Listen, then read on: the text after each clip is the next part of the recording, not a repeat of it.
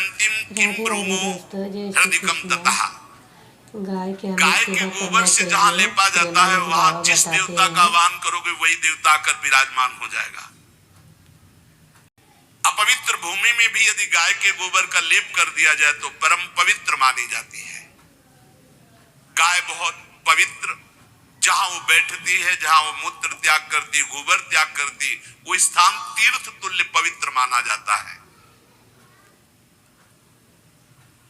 भगवान जब गाय के पीछे पीछे चलते तो गोरज उड़कर उनके मस्तक पर विराजमान होती, उनके मुखार बिंदु पर विराजमान होती। बाल गोविंद के अनिष्टों को दूर करने के लिए गाय के पूंछ को उनके ऊपर ऐसे झाड़ा देती थी मैया। जब गुरु मंत्र वैदिक सिद्धांत से दिया गया था पहली बार तो पंचगव्य पिलाया गया था। गोमूत्रम गोमयम क्षीरम दधि सर्पिस तथैव च गवाम पंच पवित्राणि पुनंत सकलम जगत। कितना भी बड़ा पापी हो अगर पंचगव्य पिलाया जाए तो वो वैदिक मंत्रों को स्वीकार करने लायक हो जाता है, पवित्र हो जाता है। पंचगव्य में पांचों चीजें गाय की होती है। गाय का मूत्र, गाय का गोबर, गाय का दूध, गाय का दही और गाय का घी, ये पांचों मिलाकर पंचगव्य पिलाया गया था। पहली बार जब वैदिक मंत्र दिया गया था तो पंचगव्य बनवाया था गुरुदेव भगवान ने संन्यास, और वो पिलाया था। ये पंचगव्य पिलाने से अपवित्रता का नाश होकर पवित्रता का संचार होता है। इसलिए धन्य है उनका जीवन जो गौ सेवा परायण है भगवत भाव से। गाय में साक्षात भगवान का भाव रखकर गौ सेवा करते हैं। त्रिषिता गौर गृहे बद्धा गेहे कन्या रजस्वला देव शास्त्र सन्निर्माल्य हंति पुण्यम पुराकृतम। यदि घर में गाय बंधी है और भूखी है और प्यासी है तो तुम्हारे सारे पुण्य नष्ट हो जाएंगे।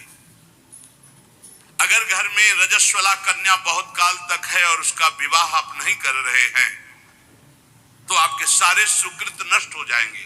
यदि घर में ठाकुर जी विराजमान है, कर का पहनाया हुआ माला सुबह तुमने देख लिया तो तुम्हारे सारे पुण्य नष्ट हो जाएंगे, क्योंकि शयन कराते समय तुमने उतारा नहीं, अर्थात तुम सेवा में प्रमाद करते हो।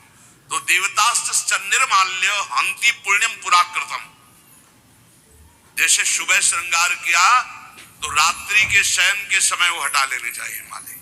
जब हम शयन कराते हैं तो भले पुष्प शैया पे शयन कराएं पर माला नहीं धारण करें। श्रृंगार का माला अगर दूसरे दिन दर्शन किए क्यों पहने ठाकुर जी तो तुम्हारे सुकृत नष्ट हो जाएंगे। गाय बंदी हो घर में, वो प्यासी है और भूखी है, तुम्हारे सुकृत नष्ट हो जाएंगे। त्रिषिता गौर गृहे बद्धा, क्योंकि तुम्हारे पास है, सेवा करना चाहिए।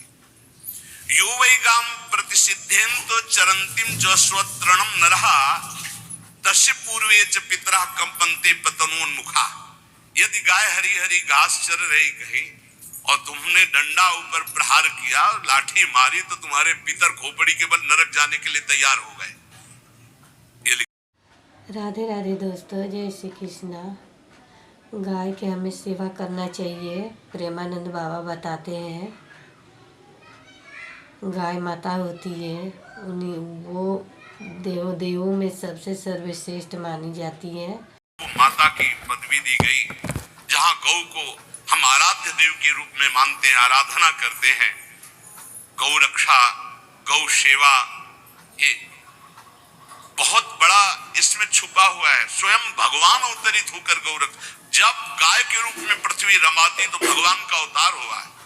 बड़ा विचित्र समय आता चला जा रहा है कि अब आधुनिक यंत्रों की ऐसी सेवाएं हो गई बड़ी बड़ी कि अब न बैल की जरूरत है और ऐसे दूध की महंगाई बन गई कि अब देसी गाय 2 लीटर 3 लीटर 4 लीटर और ऐसी ऐसी कि 20-20 25-25 लीटर दे तो कौन देसी गाय को।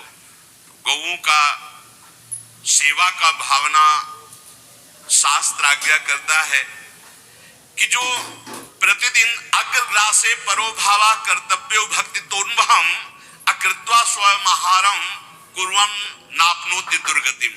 जो ही तुम्हारे गृहस्थ में घरों में पहले होता था, अब तो भगवान जाने जे ही पहली रोटी तवा में गई तो वो निकाल करके पक्की रखी जाती थी गौ ग्रास के लिए, पहला रसोई में।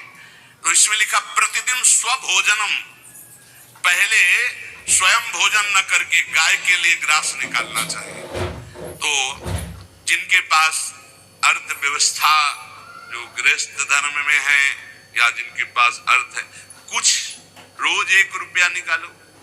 हम कह रहे रोज निकालो तो महीने में 30 रुपया होते, 30 रुपया में एक गाय को हरी घास तो एक टाइम पवा ही सकते हो ना, बहुत नहीं है तो 1-1 रुपया निकाल के अगर एक गाय को चारा दोगे तो एक बार का भोजन तो हो ही सकता है। 30 रुपया में हरी घास जाकर उसके एक बार तो पवा दोगे ना।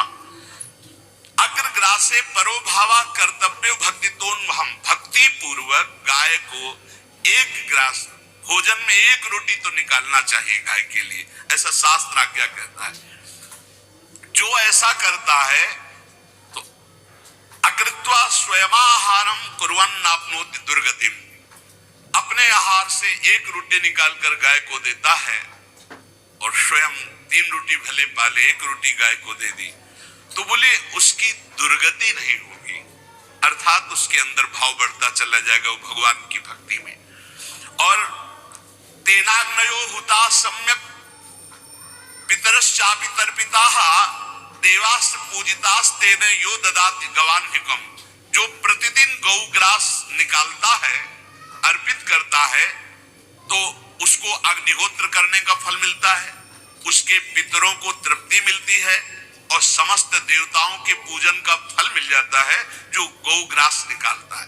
यो वै ताड्यते यष्ट्याधेनुम मर्त्यो विमूढ़धि, जो मूर्ख मनुष्य जैसे अब गाय दूध नहीं दे रही, मार डंडे डंडे मार रहे हैं, इंजेक्शन लगा रहे हैं, ऐसे वैसे कर रहे हैं, उसको ताड़ना दे रहे हैं, तो बोले जो मूढ़ बुद्धि मूर्ख मनुष्य यो वै ताड्यते यष्ट्याधेनुम मर्त्यो विमूढ़धि, वो गाय को लाठी से मारता है, डंडे से मारता है, हाथों से मारता है तो धर्मराजस्य नगरेशा याति करवर्जिताः, धर्मराज जी पहले अपने नरक में ले जा करके उसके कहते थोड़े थोड़े तिल तिल करके पहले इसके हाथ काटो, मरना है नहीं वहां, अब आराम आराम से थोड़े थोड़े पहले हाथ वर्जिता है, इन्हीं हाथों से गाय को मारा था ना, वैसे थोड़ा थोड़ा काटा जाता है उसके हाथ, कर वर्जिता है, उसके दोनों हाथ काट करके थोड़े थोड़े।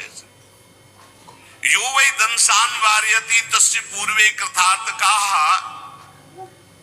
नृत्यंतस् स्वादिष्मास्तरिष्यति भाग्यवान, जो गौ के शरीर को स्नान कराता है, गौ के शरीर को कीट आदि से मच्छर आदि से रक्षा करता है और खूब अच्छा अच्छा पदार्थ गौ, केवल दूध के लोभ से नहीं, ये हम गौ सेवा की बात कर रहे हैं, ये कि नहीं हम 10 लीटर दूध देती तो हाथ फेरो, जब दूध नहीं देती है तो चारा भी ठीक से नहीं दे रहे और उसके ये स्वार्थी हो, गौ सेवा का बात नहीं, वो दूध का लोभी केवल व्यापार की बात करता है। गौ सेवा का तात्पर्य है गौ सेवा, केवल खूब बछड़े को पिला दिया प्रसाद रूप से जो दूध मिला उसका अपने सेवन की, वो बात तो अलग है। अब बछड़े को तो जरा सा केवल पिन्हाने के लिए कर दिया और खूब सारा दूध लीटर में नाप करके जा रहा है और उस समय तक तो खवाओ पियाओगे ही खूब अच्छे से, इसके बाद जब दूध देना बंद किया तो उसका आदर सत्कार खत्म, खोल के बाहर ऐसे वो प्लास्टिक खाते घूम रही है, तो ये गौ सेवा नहीं मानी जाएगी, वो स्वार्थ पूर्ति मानी जाएगी। जो सदैव गौ सेवा करता है उसके डांस मच्छर हटाता है, स्नान कराता है, पीठ में हाथ फेरता है, उसके पूर्वज जो पितर होते हैं वो नाच पड़ते हैं, उनका मंगल होना शुरू हो जाता है कि हमारे वंश में गौ सेवक पैदा हुआ, बड़ा भाग्यवान है और वो गौ